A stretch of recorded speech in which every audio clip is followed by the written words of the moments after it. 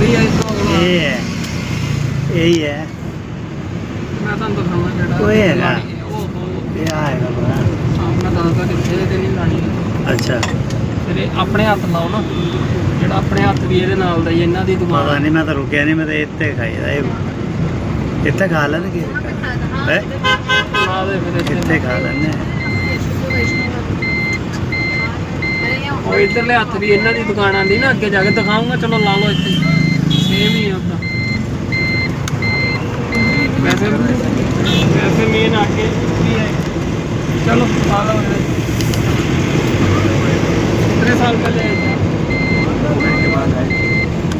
तो रोड बहुत चेंज हो गया। हाँ ये